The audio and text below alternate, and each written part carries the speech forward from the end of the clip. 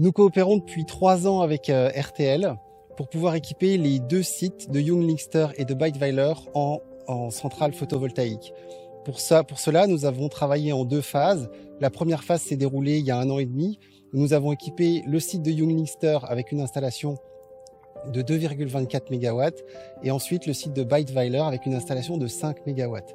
Nous avions encore de la place sur cette prairie qui est magnifique ici à Beidweiler et donc on a pu rajouter une installation de 2,8 MW. Nous totalisons sur la totalité des surfaces un projet de 10 MW qui nous permet aujourd'hui de produire environ 10 gigawattheures par an, ce qui correspond à une population d'environ 10 500 habitants. Pour la première phase, effectivement, l'appel d'offres gouvernemental effectivement limité la puissance à 5 MW. Initialement, on avait pensé à 10 MW, mais ça n'a pas pu se faire parce que voilà, il y avait la limite des 5 MW à l'époque. C'est pour ça que la première phase, en fait, on a utilisé le maximum des 5 MW. Le site en soi fait un peu plus de 60 hectares dans les clôtures. Et pour la première phase et aussi pour l'extension, on a plus ou moins utilisé 10 hectares de surface, plus ou moins. Et le site offrirait, si on voudrait faire plus encore ici, une capacité de total environ de 40 MW d'installations installées, ce qui n'est pas mal.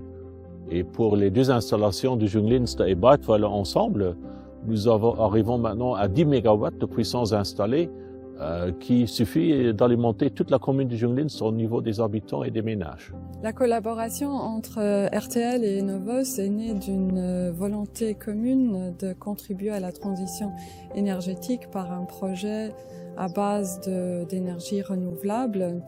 Les terrains ici sous les antennes de RTL se prêtent particulièrement bien pour un tel projet grâce au caractère industriel de ces sites. Ce sont les premières installations d'envergure au sol au Luxembourg et leur production va augmenter la part des énergies vertes produites à partir du soleil dans le réseau au Luxembourg. Oui, la collaboration avec Enovos, elle était excellente du début.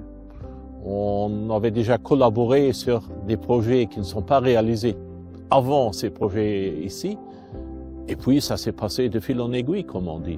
C'était très sympathique et on était très efficace dans la collaboration. Pour installer ces centrales photovoltaïques au sol, l'enjeu majeur ici, c'est vraiment de protéger la prairie. Les centrales photovoltaïques totalisent à Junglinster et Beidweiler une surface totale de 9,3 hectares. Et l'enjeu, c'était vraiment d'éviter d'impacter cette prairie. Alors pour ça, on a mis en place différentes mesures. La première, c'est à la conception. On a évité toute fondation en béton. Les fondations en béton ajoutent des matériaux sur le sol ou dans le sol. Ici, on a simplement des pieux qu'on vient planter dans le sol. Et le jour où on veut démanteler l'installation, il suffit de retirer les pieux.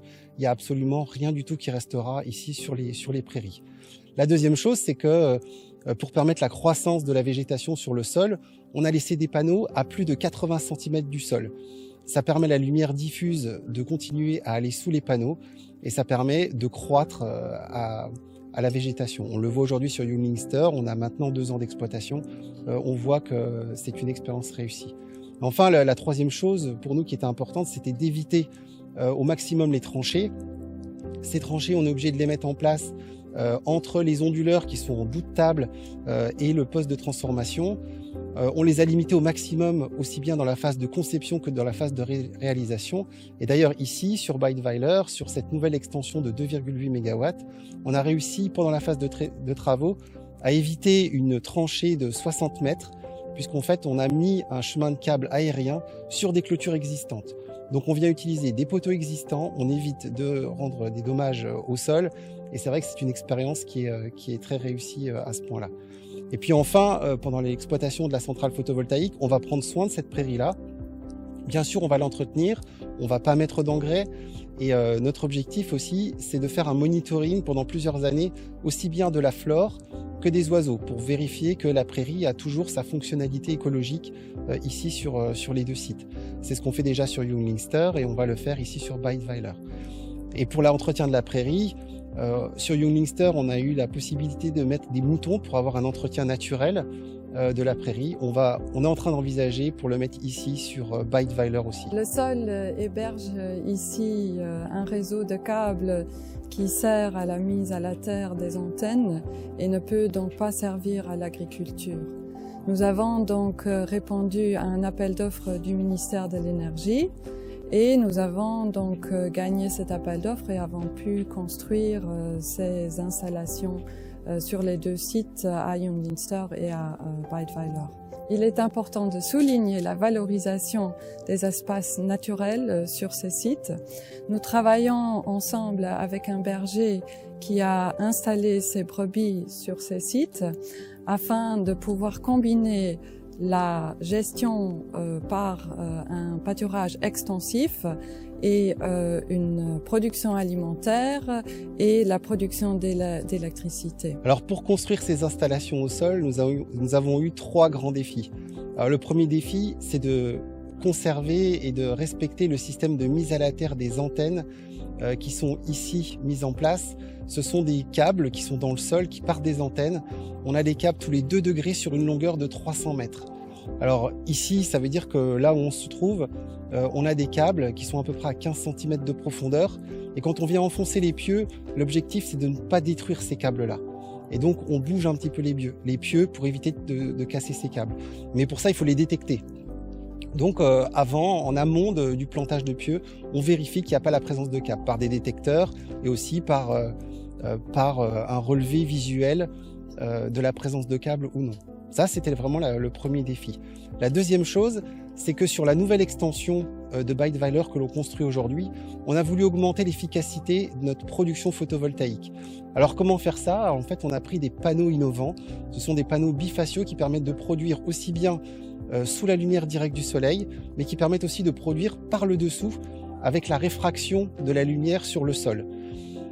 Ça permet bien sûr d'être plus efficace sur la production photovoltaïque, mais ces panneaux-là, ils ont une certaine transparence. Et par rapport aux anciens panneaux, ils ont l'avantage de laisser passer un peu plus de lumière, ce qui est en lien avec ce que je disais par rapport à la protection de la prairie. On apporte plus de lumière au niveau de la végétation qui est sous les panneaux. Donc cette amélioration, elle est sur l'extension. Elle nous a permis vraiment d'améliorer l'efficacité et la protection de la prairie. Et enfin, le troisième défi, c'est une coordination qu'on a pu avoir avec BCE, puisque le site est alimenté par un câble 65 000 volts qui est très ancien. Et ce câble, il fallait le remplacer. Alors en début de chantier, on a remplacé ce câble en coordination avec BCE. BCE s'est occupé de la rénovation et nous, en fait, on a travaillé en parallèle pour que les 2 chantiers puissent se mener en même temps et qu'on puisse ensuite faire la mise en service de l'installation dans de très bonnes conditions avec des câbles rénovés.